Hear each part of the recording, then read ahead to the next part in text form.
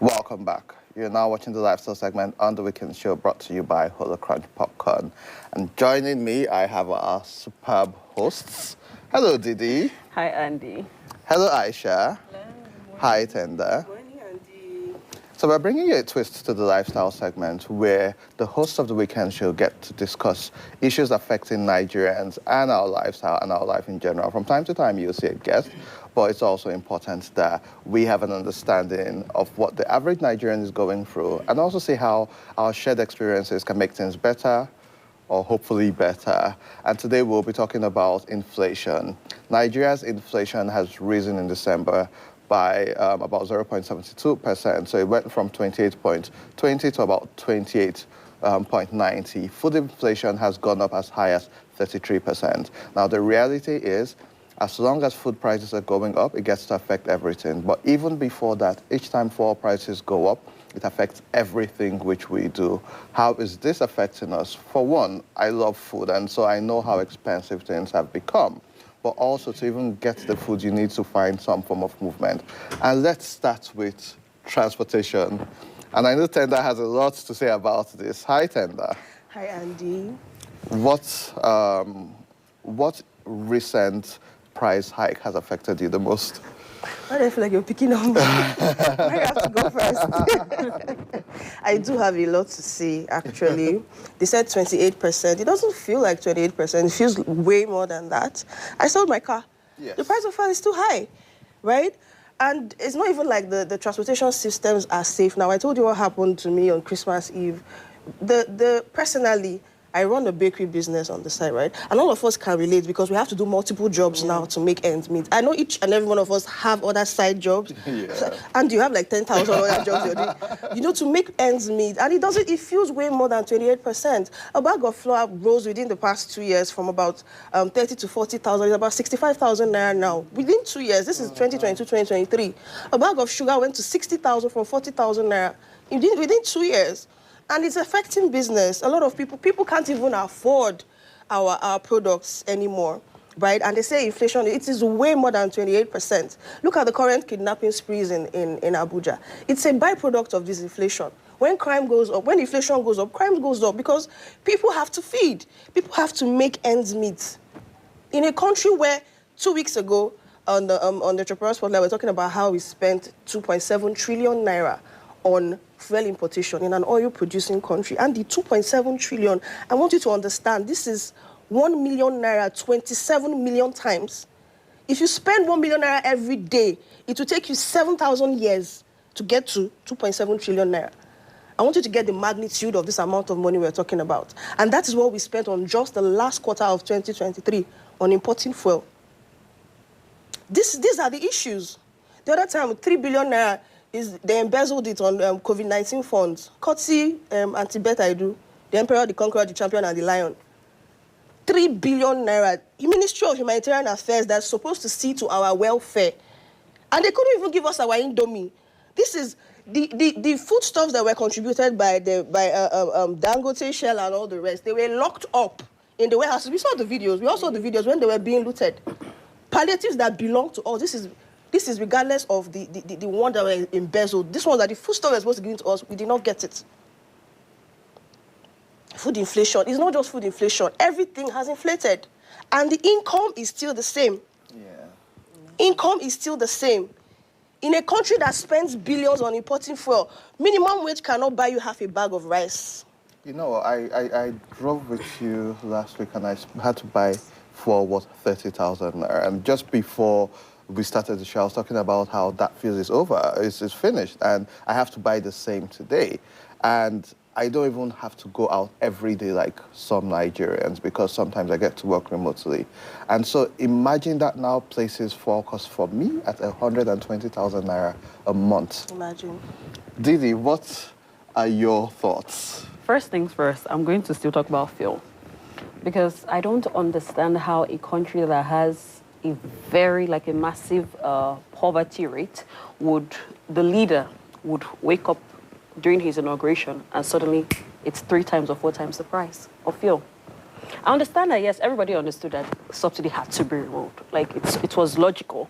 But at the same time, due to the high cost of living and the high poverty levels in the country, if he had done it, maybe 100 naira, adding 100 naira to it, then to be two, at that point, or like 196 or 296, for example, then 6 months later, inform us that in 6 months, we're going to add another maybe 150 or 100. That way, you know, it's gradual. We understand it has to happen. And eventually, we adjust and get used to it, not waking up and saying 500 and something. Normally, I used to calculate like 20K for my fuel in a month. Yeah. Wow. Now, 20K is not up to half of my tank, just on one, you know, refill. Wow, for a month. It's crazy. It's so bad. And with that, as you said, you know, in your introduction, it's just a ripple effect. Because of the fuel prices, transportation, obviously, it increases. Food, also because we're transporting food from one part of the country to the other part, and, you know, all of that also increases.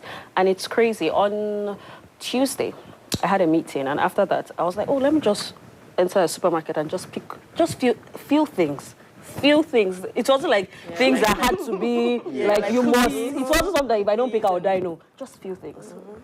And they gave me the bill. It was over 10,000 naira, and I actually paused. Exactly, I paused and I looked at what I could not count up to 5 things I picked, and it was that price. And I just shook my head because I was like, if me, you know, when we're speaking like this, we have jobs. So obviously, we're speaking from a place of privilege. Yeah. If we are complaining, how much more the other, Nigerians, those, you know, in the poverty level, which is a high number in this country, as we all know.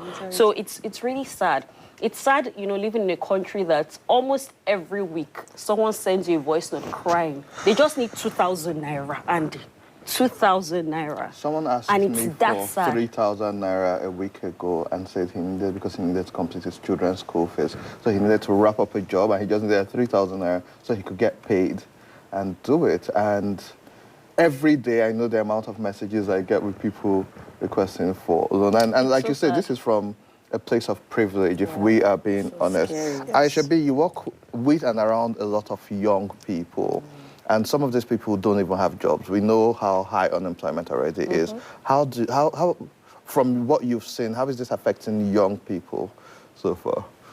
I mean, like you said, working around young people, but, you know, we're in an educational system. So thereby, I just see, you know, the slow rate of, you know, registration processes. Parents are coming to school to complain. They're not able to meet up with the school fees. That can there be additional time added? And sadly, we can't even afford to give them that additional time, you know, because that would also affect what the process would be like for us who are taking care of these young children, trying to make sure they're coming to school and things like that. So for the young kids, I just see that, you know, they're just slow to get the right things done. They're worried about the wrong things, which is making money, trying to make money and, you know, continue this baby boy, baby girl lifestyle. So they've now shifted their focus to what they should be doing. And now the hustling spirit is alive. You see a 17, 15-year-old girl, and she's talking about how she wants to start a business, which is good. But the capital she's looking for, she shifts her focus to how she's going to raise that capital instead of being in school and paying attention to what she's there for. But do you blame them, you know, focusing on money? I mean, because of the economic situation on ground. Because when they go to that school, they graduate, there are no jobs. They now have to start a business. Exactly. So I really don't blame them if they want to start businesses early. Like I advise my younger ones to, you know, start something. It is really good, but the point now is like, so if you're going to start a business, what is left of your focus to use in school? Which is what your parents are complaining of trying to get money for. So there's a lot of mixed, emotions and feelings in this, because the parents don't even know that they're trying to start a business. They don't know that their child is ready to, you know, make money and worry about their social life. Meanwhile, they thought they could provide that for them. So now that is cut off. Allowances are now cut short. They're worried about school fees. Children are all over the place, like, you know, worried about the wrong thing. So how do they now make this education better? I heard about President Tinubu trying to worry about, he's worrying and focusing on health and education in Nigeria. So I don't know how far that will take us, but I really hope it's something that we can work on, because right now education seems like is no longer the most important thing. But back as of last year, it was one of the most important things. You know, go to school, go to school. Now it's like, okay, start a business. What are you doing to make money? Oh, give me this, give me that. So I'm just worried about how young people now are shaping their lives. I was in school. We were all in school. I wasn't worried about a business per se. You know, I was more worried about, okay, let me do well in school, finish this first, and go on to the next thing. But a bigger problem is that these kids and these students now see their parents and see how their parents are struggling. And so it's now a source of embarrassment because, like Tenda said, there's the ripple effect where you now have a lot of young people in school doing Yahoo Yahoo. So much which of it. is cybercrime. Scary. You now have some of them getting into cultism, which in some cases could translate to armed robbery. You now see kidnap cases going higher. In the past, I realized it was when there was some ASU strike that you see that crime rate is going high. But now schools are in session. But people are saying, hey, politicians are stealing money. People in government, civil servants are stealing money. Those of us doing legit work, legit hustle, we aren't getting anything. And then people are getting into crime. But even as we speak about that, lately we've seen the president's fight against corruption, which I find admirable. But where is this money going into? How is it coming back into the system? You spoke about the humanitarian ministry. The disaster which we've seen there is the same thing in all the ministries. It is, it's happening. So what policies do you think government should put in place to ensure that our lives are better at this point, without saying they're just going to share money to people, because that obviously hasn't worked? And that's what they've been doing, the sharing money process and all of that. Even in the sharing money, how many people do you know personally Not one. that have received money from I don't know, the but government? there are 25 million Nigerians. I don't know anybody. They have been given some type of stipends or allowances. So I feel the first policy should be some sort of accountability, some sort of transparency. You know, when he fights corruption and we see, oh, so billion, so trillion. Sometimes when I see the money, I'm like, is this money we're talking about? Is it real? It's so much. So when they mention that, let's know where it's going to. Let's see it at work. If you're using it for health, is it the Ministry of Health you're giving this money to? Is it general hospitals? Let's see, what are they buying in those hospitals? Where is this money going to? Let there be transparency. That way, we won't just question, you know, what they're doing. We actually see where the money is going to. Speaking about health, I read yesterday that the House of Reps has requested the Ministry of Health to return 10 billion naira, which was approved for them for development of vaccines, and another 75 billion naira, which was for COVID relief. So this is already 85 billion naira. So if it wasn't spent then, what was that for?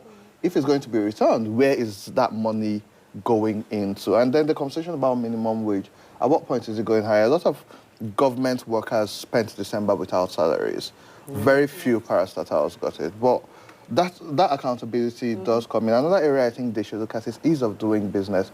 You are a business owner, and I'll let you just continue from there. I was about to say something about that because you mentioned policies that can be put into place. Yeah. And a few times on the weekend show this year, we've mentioned the Jacka Syndrome, the mass emigration of people, the brain drain of mostly the middle class. You see people sell off their assets, they borrow, they take loans to travel abroad and sweep and clean the roads that our slave forefathers swept and cleaned. It's not like they're going there for high-end jobs. These are the ripple effects we're talking about. One thing that can be done is credit facilities. I keep saying these things. Nigerians, we keep showing that we are smart. Whenever we travel around, we travel outside the country, both academically, in business, in careers, we always shine when the right the right resources are put in place. So if we can get the right credit facility, like Aisha said, people in school, they want to do business, but there's no capital. There's nothing wrong with being a student and having a side business, because these days, as an adult, you cannot afford to be a full-time dependent on your parents or your guardians or whoever. You just have to hustle and do something for yourself because the economy is not smiling. So if we have the right credit facilities put in, you can make credit cards available for us. Check your financial history, know what you can be able to borrow. The banks can check your financial history, check what you can be able to borrow and pay back without having to break too much sweat. And make these funds available for us to, you know, pour back into our businesses. And I also want to make an appeal to the government, the presidency, the kidnapping. Let me even look directly at the camera. The kidnapping spree going on in Abuja is not funny. This is the federal capital. This is where the president lives, 001. This should be arguably the safest place in Nigeria. Just yesterday, we had 3 kidnapping cases, 2 of which occurred in the Army Estate. Army Estate, where the army officials live, is no longer safe. Between December and January, we've had over 8 recorded multiple kidnapping cases. These ones are recorded, not the ones off the books that did not make it to the police reports. We talked about Nahib the other day, Nahib and her 5 sisters. This girl was murdered in cold blood and her body sent to her parents. They still have 5 of her sisters in custody, in hostages, in the kidnappers' den. Only God knows what they go through every single day. The trauma her family, her parents are going through. And the Minister of Defense said, stop paying ransom. You're encouraging kidnappers. The Minister of FCT said, stop crowdfunding for ransoms. You're encouraging kidnappers. That's what they had to say about all this. We need some empathy, and this is a state of emergency. We need real solutions. We shouldn't be sitting down, relaxing, and talking like it's another trending topic. We are sitting down, we are watching AFCON, and things are happening under our noses. I've been a witness. Under our very noses. Before, the targets for kidnapping used to be high-profile people. Now it's anybody. And I think desperation. I think that's very unfortunate, because whether we like it or not, the economic situation affects so many other things. Even in your space, entertainment, we've seen a lot of businesses say they're shutting down. We see even the likes of our music shows and movies. I just read yesterday that Amazon Prime, they are laying off staff in Nigeria, and they're cutting down on Nigerian content, because we look at Nigeria and we say 200 million people. If 1 million people pay 1,000 naira a month, you'll make money. And you'll find out that the likes of Amazon Prime, Apple Music, Netflix, they don't have up to 100,000 paying subscribers anymore in Nigeria. So what do you think can be done to help the creative economy and sector, Aisha? I mean, one thing's for sure is, Governor of Lagos State, Governor Sanwo-Olu, he's been investing into the entertainment space, back in Lagos. And you can see him hosting concerts, bringing together the Afrobeat artists. They're glad to be in that space. They feel very valuable and, once again, like you said, appreciated. They're being either paid for this show and that. So I just feel, for us in Nigeria here, especially in our different states, we need our governors, our politicians to see relevancy and importance in entertainment. We need them to understand that this is something that can also, once again, double up in whether it's finances, can bring in funds to that particular state or body of government. In Lagos State, we all know what it's like in Lagos, and it's not just by magic. The governor, the politicians there are actively participating in the entertainment business. They want to see it grow. They want to see it bloom. They see the potential in it. So I would hope that, it's something that can happen in all of our states, whether it's Kano, Kaduna, because they're all struggling. All of us in the entertainment space in different states are having different issues, because either the capital, the money, the attention, the value, is it there? Is anyone, being able to see what is happening? So I think it's something that also affects the streaming platforms, like you said. If they feel like the entertainment is not really growing, who won't pull out? Who won't find a way to cut down their costs? So once again, I feel we can't always say the politicians, but we as citizens are doing our best, because those that have the money are subscribing. People like me, I try, especially on Netflix. I'm doing my best. Even when I go for shows, I do my best to try and attend and be present. Because that's another thing we have in Abuja. You have a show happening, and nobody's going to be there. They don't come out. So I feel like some of these staff, like you said, the way they take their surveys and research, they see what's happening. It's going down, it's dropping. But why? Where is the interest? I believe it's because they see there's no value in entertainment, and it shouldn't be so.